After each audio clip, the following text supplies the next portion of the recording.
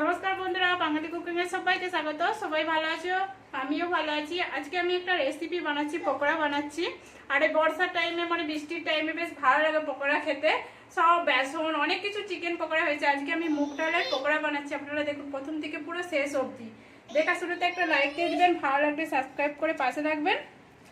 নতুন আর পুরনো বন্ধুদের অসংখ্য ধন্যবাদ। দেখুন এখানে মুগ ডালটা আমি 1 ঘন্টার জন্য ভিজিয়ে রেখেছিলাম। আর যদি তাড়াতাড়ি থাকে তাহলে আধা ঘন্টার মধ্যে রেখে দিলেও হয়ে যাবে। গরম জল দিয়ে ভিজিয়ে দিবেন, তাহলে আধা ঘন্টার মধ্যে হয়ে যাবে। দেখুন এখানে আমার ডালটা পুরো ভিজে গেছে। এটাকে আমি এবার পিষে নিচ্ছি। দেখুন মিক্সারে দিয়ে দিচ্ছি। দেখুন এখানে আমার পিষা হয়ে গেছে। আমি কিন্তু এটা মোটা মোটা ভাবে পিষেছি, আমি কিন্তু পুরো বেটে নিইনি, একবারে আধ বাটা করে বেটেছি। এটা আমি পুরোটা ঢেলে নিচ্ছি।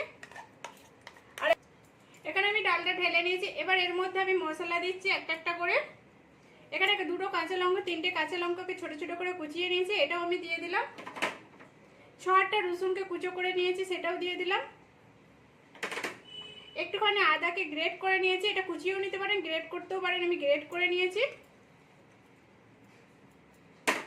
একটা পেঁয়াজকে ছোট ছোট করে কুচিয়ে নিয়েছি, সেটাও আমি দিয়ে দিলাম। এখানে আছে হলদি আর এটা গোলমরিচ গুঁড়ো। এটা হলদিটা 8 চামচ দিয়েছি, গোলমরিচটা অল্প পরিমাণে দিয়েছি, কেন কাঁচা লঙ্কা দেওয়া রয়েছে ওই জন্যে। এখানে আছে মৌরি, জিরে আর এটা গোটা ধনে দেওয়া রয়েছে। গোটা ধনেটা একটু আমি হাতে করে ঘষে নিচ্ছি একটু। এই দেখুন একটু হাতে করে ঘষে নিয়েছি। আর এখানে অল্প অল্প করে দিয়েছি, আমি সবগুলো দিয়ে দিলাম। 1/2 চামচেরও কম দিয়েছি। এখানে চিলি ফ্লেক্স দিয়েছি 1 চামচের মতো। ধনেপাতা কুচি দিয়ে দিলাম এর মধ্যে।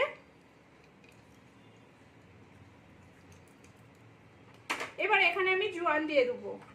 জোয়ানটা আমি 1/2 চামচ নিয়েছি। এটাকে আমি ভালো করে ঘষে নিচ্ছি হাতে করে।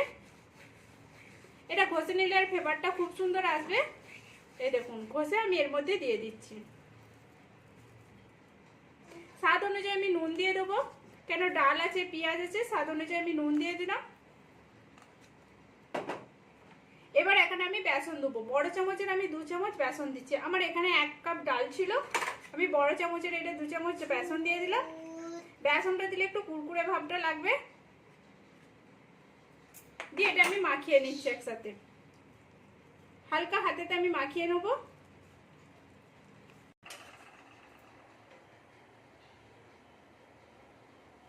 তেল গরম করতে দিয়ে দিচ্ছি, তেলটা গরম হয়ে গেছে। আর এইটা আমার পুরো মাখানো হয়ে গেছে। এটা মাখিয়ে কিন্তু সঙ্গে সঙ্গে বানাতে হবে।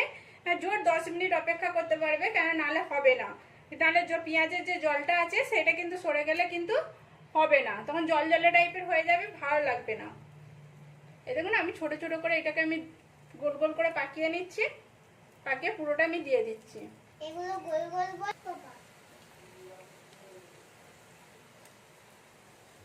এখানে আমি পুরোটাই দিয়ে দিচ্ছি, যতটা আমি ধরবে ততটা আমি দিয়ে দেবো।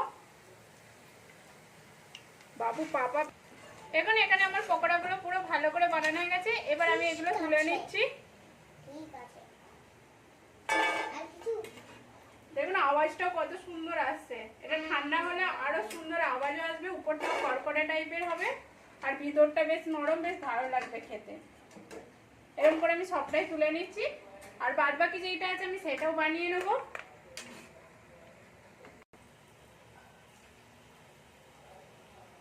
দেখুন যেটা আছে সেটাও আমি বানিয়েছি। এটা খাওয়ার জন্য আমি একটা চাটনি বানাবো। এখন এখানে আমি চাটনি বানানোর জন্য এখানে লঙ্কা নিয়েছি। এখানে আমি এটা ঝাল লঙ্কা নিয়েছি, এটা ঝাল কম লঙ্কা দিলেও হবে। আর এইটা আমি গরম জলেতে ভিজিয়ে রেখেছিলাম। আমি 6-8টা লঙ্কা নিয়ে নিয়েছি। এখানে রসুন দিয়ে দিয়েছি, গোটা রসুন 6-8টা। আর ধনেপাতা দিয়ে দিলাম। এইগুলো আমি পিষে নিচ্ছি, শিলবাটাতে আমি পিষে নেবো, কিন্তু মিক্সারে পিষবো না। এটা কেন একটা দরদরে ভাবে আসবে, সেই জন্য আমি শিলবাটাতে পিষে নিচ্ছি। এখন এখানে আমি পাড়ার মনে শিলেতে বেটে নিয়েছি। এবার এর মধ্যে একটু লেবুর রস দিয়ে দিচ্ছি। লেবুর রসটা দিয়ে দিলে ঝাল ঝাল টকটক বেশ ভালোই লাগবে খেতে। এই দেখুন এটা আমার পুরো চাটনিটা বানানো হয়ে গেছে।